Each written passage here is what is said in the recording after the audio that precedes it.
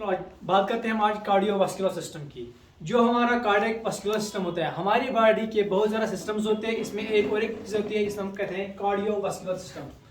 Cardiac vascular system यानी कि cardio means heart. Cardio means यानी एक मेडिकल टर्म है जिसका मतलब है हार्ट होता है। वेसल्स मानी यानी कि वेसल से बना होता है, वास्कुलर यानी कि कार्डियक वेसल्स होती है। वेसल्स में क्या क्या आता है? वेसल में जैसे हमारी कैपिलरीज आती है, कैपिलरीज, वेन्स और आर्टरीज।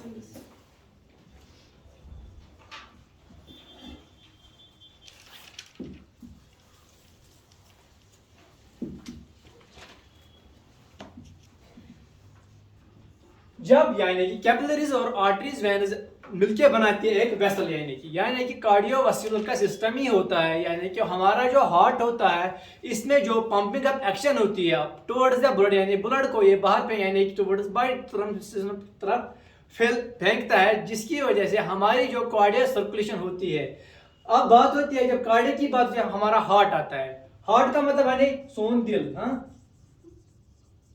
होता क्या है जब हमारा हार्ट होता है जो कहाँ पे होता है? हमारी थोरेसिक कैविटी में, जिसके यानी 2/3 of the heart lies on the left side and 1/3 of the 1/2 यानी किस तरह होता है हमारी राइट साइड में। हार्ट यानी कि मतलब यानी कि है जो हमारा हार्ट होता है वो ज्यादा हमारी लेफ्ट तरफ होता है एज कंपेयर टू राइट, लेकिन होता है हमारी थोरेसिक कैविटी में। इसके बाद क्या होता है जो हमारा हार्ट का स्ट्रक्चर देखेंगे। हार्ट एक हॉलो कॉनिकल स्ट्रक्चर होता है। जब हम एक डायग्राम लेते हैं हार्ट की, जिसकी वजह से यानी कि हमें इस चीज का पता लगता है कि हार्ट में कौन कौन सी चीजें होती है। ठीक है, अब बात होती है यानी कि हार्ट जो हमारा होता है हॉलो कॉनिकल शेप्ड होता है। जब एक हॉरिजॉन्टल सेक्शन लेते हैं हम हार्ट का, वहां पे देखते हैं हार्ट एक हॉलो कॉनिकल शेप्ड ऑर्गन होता है, जिसका वजन कितना होता है? 300 ग्राम तक। और इसका जो यानी कि पल्मोनरी, इसमें जब जो भी सिस्टमेटिक सर्कुलेशन होती है वो इसी में होती है। यानी कि हमारे खून में जितना भी पावर होता है ये सिस्टमेटिक सर्कुलेशन होती है। एक पल्मोनरी सर्कुलेशन होती है, एक पोर्टल सर्कुलेशन होती है। हमारे बॉडी में जितना भी खून होता है यानी बॉडी का खून का पंप होता है वो हमारा हार्ट करता है। अब हम देखेंगे जो हार्ट का जो असल में वजन होता है वो 300 होता है, लेकिन ये देखा गया है जो 300 इनमें मेल्स होता है और फीमेल में कितना होता है? 350 होता है, यानी कि 350 in males and 300 in females. ठीक है, अब आगे बढ़ते हैं हार्ट की। अब देखते हैं स्ट्रक्चर्स ऑफ द हार्ट, यानी covering. Almost there are 3 or 4 coverings of heart. पहले होता है क्या से? Pericardium, myocardium, endocardium. यानी कि अगर हम बात करेंगे जो हार्ट हमारा किन चीजों से अंदर या इसमें कौन कौन सा स्ट्रक्चर होता है, यानी कि किन किन कवरिंग से बना हुआ होता है। इसमें आता है pericardium, myocardium, endocardium. Pericardium outer layer होती है, मायोकार्डियम बीच वाली लेयर और एंडोकार्डियम इनर लेयर। यानी कि जो ही हम अंदर जाते हैं टुवर्ड्स आते हैं, इसमें क्या होता है जो हमारी पहली लेयर होती है वो है एंडोकार्डियम।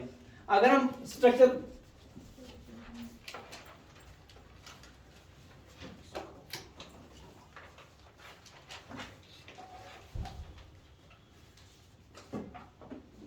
मैंने बोला जो हार्ट होता है हॉलो कॉनिकल शेप्ड होता है, यानी कि कौन तरफ अपने फनल देखिए जो इसमें हम तेल भरते हैं लास्ट में एक फनल शेप्ड आती है, इसमें वही फनल शेप्ड हार्ट की होती है।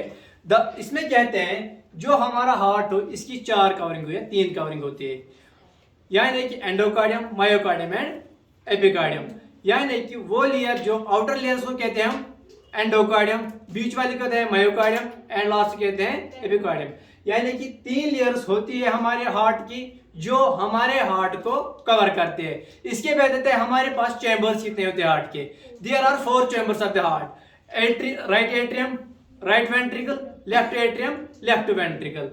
तो बात करते हैं दबा जो हमारी पास बड़ी जो है तो उसको कहते हैं superior vena cava and inferior vena cava.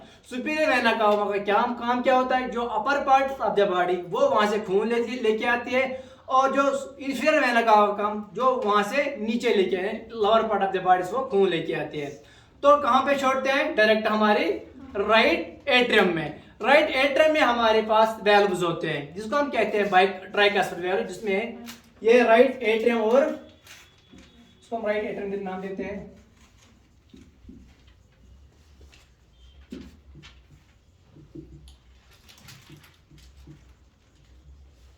Right ventricle, left atrium and left ventricle.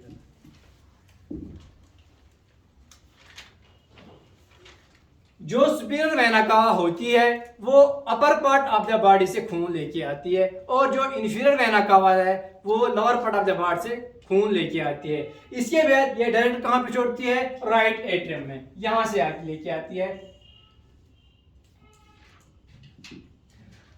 छोड़ती है राइट एट्रियम में। जब राइट एट्रियम हमारा फुल होता है वो कंट्रैक्ट करता है towards blood towards right ventricle में। राइट वेंट्रिकल में जब खून बराबर होता है, जब वो फुल बल जाता है, इसके बाद जो खून होता है वो हम पल्मोनरी वेन के जरिए टुवर्ड्स लेफ्ट, जो पल्मोनरी वेन होती है वो इस ब्लड को कहां लेके जाती है? हमारे लंग्स में। यानी कि जो अंदर जो सुपीरियर वेना कावा और इंफीरियर वेना कावा ने खून लाया है वो डीऑक्सीजनेटेड है, और जब हम ये खून डीऑक्सीजनेटेड ब्लड कहां लेके जाते हैं? लंग्स में, वहां से इसकी प्यूरिफिकेशन होती है। समझ आ रहा है? यानी कि जो इंफीरियर वेना कावा और सुपीरियर वेना कावा ने खून लाया वो डीऑक्सीजनेटेड था। अब वही खून को प्यूरिफाई करने के लिए हम लंग्स में लेके जा रहे हैं पल्मोनरी वेन के जरिए। इसके बाद क्या होता है? जब हमने इनको पल्मोनरी वेन के जरिए हमने लंग्स से पहुंचाया, लंग्स में प्यूरिफिकेशन होने के बाद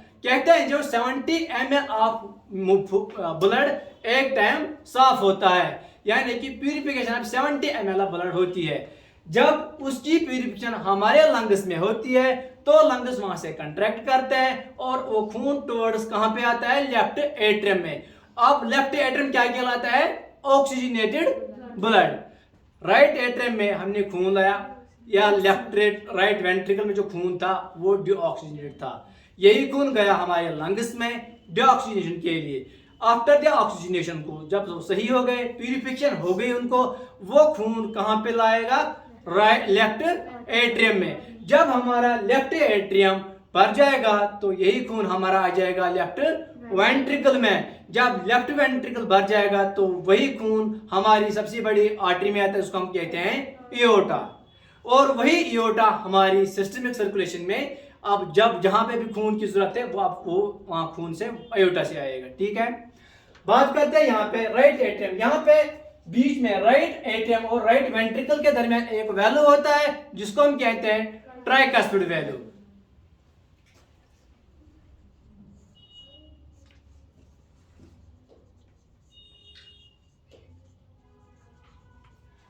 लेफ्ट वेंट्रिकल और लेफ्ट एट्रियम की तरह एक वैल्यू होता है, इसको हम कहते हैं बाइकस्पिड वैल्यू।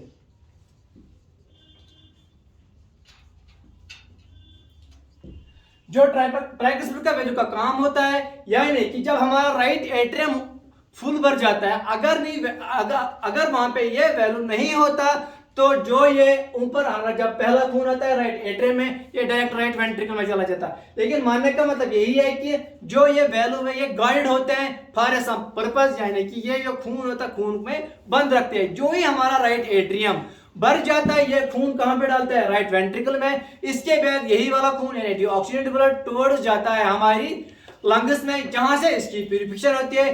प्यूरिफिकेशन होने के बाद ये खून डायरेक्ट हमारा लेफ्ट एट्रियम में आता है, और लेफ्ट एट्रियम फुल होने के बाद कंट्रैक्ट होता है बाय बाइकस्पिड वैल्यू, तो आता है लेफ्ट वेंट्रिकल में, और यही left ventricle blood push out करता है टुवर्ड्स एओर्टा में, और एओर्टा हमारी बॉडी को खून सप्लाई करता है। ठीक है,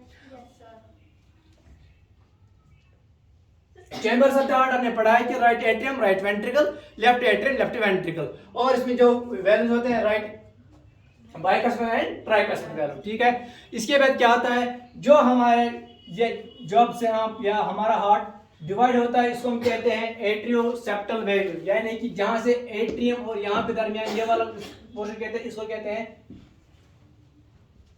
एट्रियोसेप्टल वैल्यू। तो कहते हैं वेंट्रोसेप्टल वैल्यू।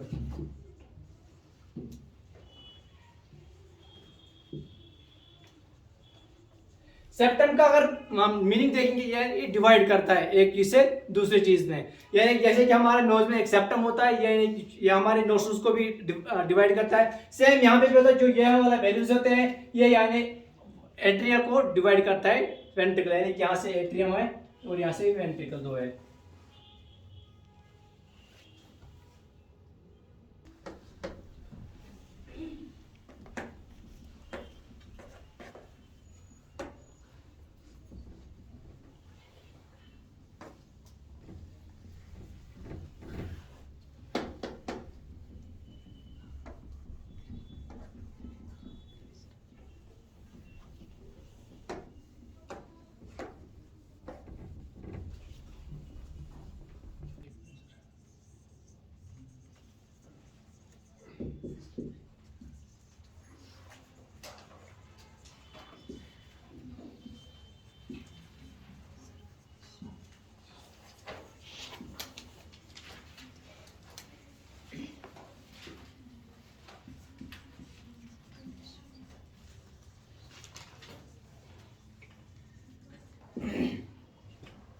बात करते हैं यहाँ सिस्टमिक सर्कुलेशन की, जहां से अभी हमने पढ़ा है जो right atrium, right ventricle, left atrium, left ventricle यानी चेंबर्स ऑफ द हार्ट।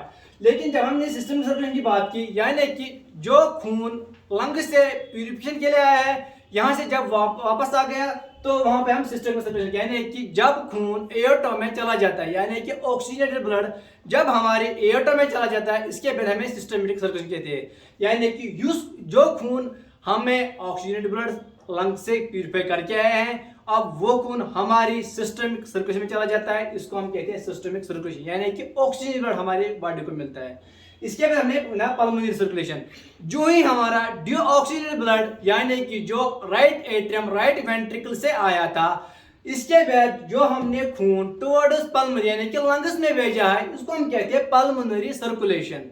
यानी खून को भेजना, जो डीऑक्सीजन ब्लड था उसको हमने भेजा है टुवर्ड्स लंग्स में, वहां पे वो प्यूरिफाई होगा, उसको हम कहते हैं पल्मोनरी सर्कुलेशन। दूसरा आता है पोर्टल सर्कुलेशन।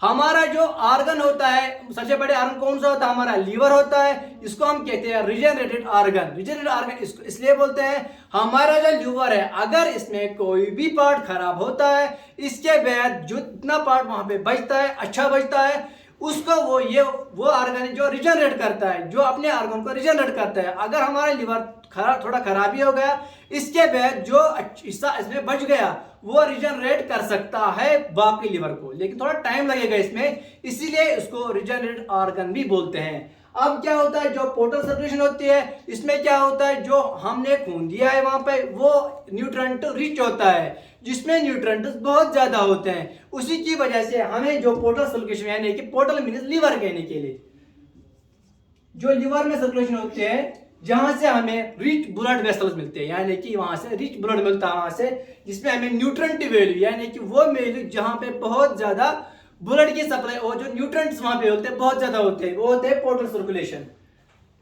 और बात करते हैं नर्वस की, जो हमारा हार्ट जो नर्वस सिस्टम प्रोवाइड करते हैं वो है सिंपैथेटिक नर्वस यानी पैरासिम्पैथेटिक, जिसमें क्या होता है, जो हमारी वैगस नर्वस है या जो भी नर्वस है हमारी बॉडी के, यानी हार्ट में कौन कौन सा नर्व होता है, इसमें हम सिंपैथेटिक नर्वस सिस्टम को देते हैं।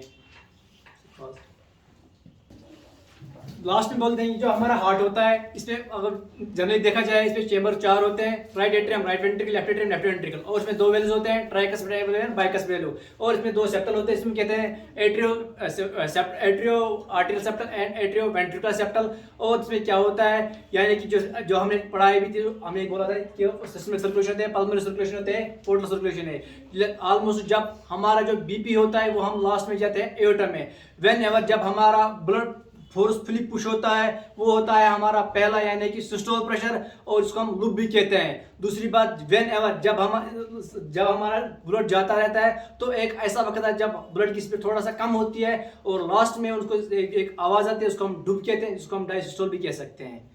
और ये 2 साउंड्स होते हैं जो हम बीपी में कैलकुलेट करते हैं। और लास्ट में जो हमें बोलता है जो आर्टरी सप्लाई कौन सी करती है, वो कॉरोनरी आर्टरीज होती है और कॉरोनरी वेन्स होती है, जो हमारे हार्ट को ब्लड सप्लाई करती है। यानी कि हर किसी ऑर्गन को अपने लिए ब्लड जरूरी है, इसलिए हमारे हार्ट को भी एक ब्लड की जरूरत होती है, जिसको हम कॉरोनरी आर्टरीज और कॉरोनरी वेन्स ब्लड सप्लाई करती है। और रही बात नर्वस की, सिंपैथेटिक नर्वस हमारे हार्ट को नर्वस सप्लाई करती है।